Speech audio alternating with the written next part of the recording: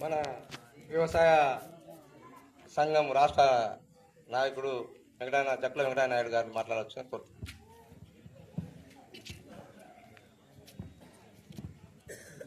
ఈరోజు మన ఏటిగడ్డ చాగాపూర్లో జమ్మూ కాశ్మీరు పహల్గామ్లో జరిగినటువంటి ప్రజల మీద దాడిని ఖండిస్తూ మనం అందరం కొవ్వొత్తులు పట్టుకొని వాళ్లకు నివాళులు అర్పిస్తున్నాం. ప్రాణం ఎవరిదైనా ప్రాణమే. ప్రాణం తీయడం చాలా దుర్మార్గం. ఎందుకంటే మనకు ఆస్తులు పోయినా, తర్వాత బంగారు పోయినా, ఉద్యోగం పోయినా, ఏది పోయినా మనం తీసుకురాగలం, మనం తెచ్చుకోగలం. లేదు రోగం వచ్చినా మనం డాక్టర్లతో పోయి మంచి చేసుకోగలం.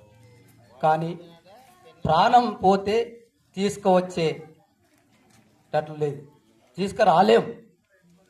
కాబట్టి ప్రాణం చాలా గొప్పది, విలువైనది. ఇట్లా చూసుకున్నప్పుడు ఈరోజు ప్రపంచవ్యాప్తంగా మనం వస్తున్న క్రమంలో ప్రపంచ శాంతి వర్ధిల్లాలని మనం స్లోగాన్స్ ఇచ్చుకుంటూ వస్తున్నాం. ఈరోజు ప్రపంచ శాంతి వర్ధిల్లాలంటే పాలస్తీనా మీద ఇజ్రాయిల్ దాడి చేస్తుంది.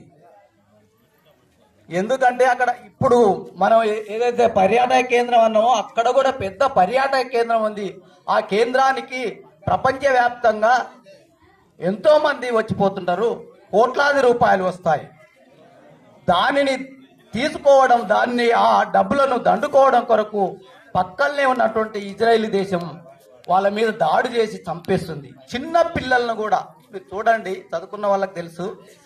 చిన్న పిల్లలు, పుట్టిన పిల్లలను కూడా, చిన్నపిల్లల దవాఖానలో బాంబులు వేస్తున్నారు ప్రస్తుతం.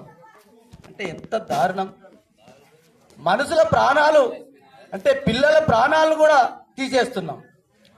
అట్లనే చూసుకున్నప్పుడు మన దేశంలో కూడా 10-11 సంవత్సరాలు అవుతున్నది మోడీ గారు వెళ్తున్నారు. కానీ ఇక్కడ ఏమి జరగవనుకున్నాం.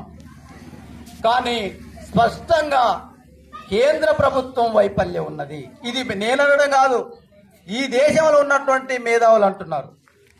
4-5 గంటలు వాళ్ళు తుపాకులు తీసుకొని వాళ్ళని కాల్చి చంపుతుంటే ఈ రక్షణ వ్యవస్థ ఎక్కడ పోయింది?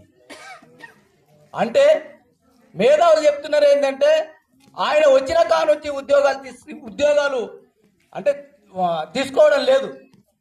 యువకులు ఎంతో మంది ఉన్నారు. ఆయన వచ్చినప్పుడు ప్రతి సంవత్సరానికి నేను 2 కోట్ల ఉద్యోగాలు ఇస్తానని చెప్పిండు. ఎక్కడ పోయిన? దాదాపు ఇప్పటికి 11 ఏళ్ళు అయితే 22 కోట్ల ఉద్యోగాలు ఉన్నాయి. ప్రస్తుతం రక్షణ వ్యవస్థ అంటే మిలిటరీతో సహా 1,80,000 రిక్రూట్మెంట్లు జరగాలి. ఎందుకు జరగలేదు?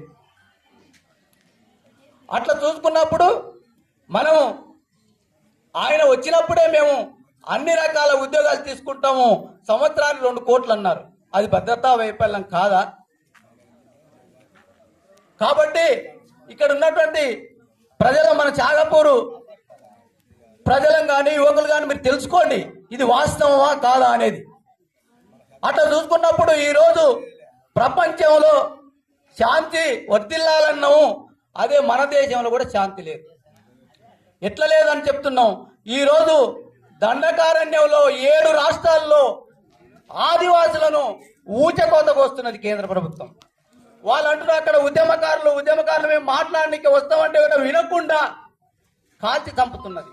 ఈరోజు అదే రేవంత్ రెడ్డి గారితో వచ్చి నిన్న పెద్దలు వచ్చి మాట్లాడారు, మేము చర్చలు జరుపుతాం, ఇది సామాజిక సమస్య గుర్తిస్తాం అని చెప్తున్నారు.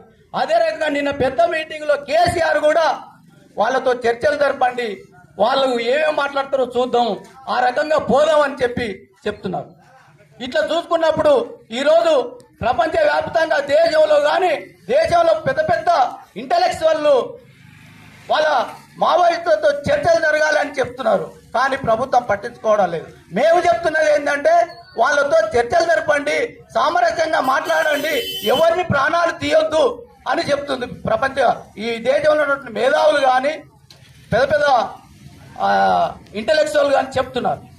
ఇట్లా అదే రకంగా ఈ రోజు అక్కడ ఎందుకు జరుగుతుంది అనేది ఆదివాసుల కింద అంటే వాళ్ళ కాళ్ళ కింద ఖనిజ సంపద ఉంది, లక్షల కోట్ల విలువైనటువంటి ఖనిజ సంపద ఉంది.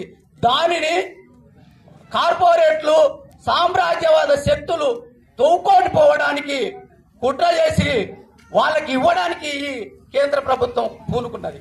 అక్కడ మనుషులు ఉన్నారు, మనుషులను చంపుతున్నారు. మనుషులు ఏందయ్యా అంటే ఎవరు మాట్లాడలేదు.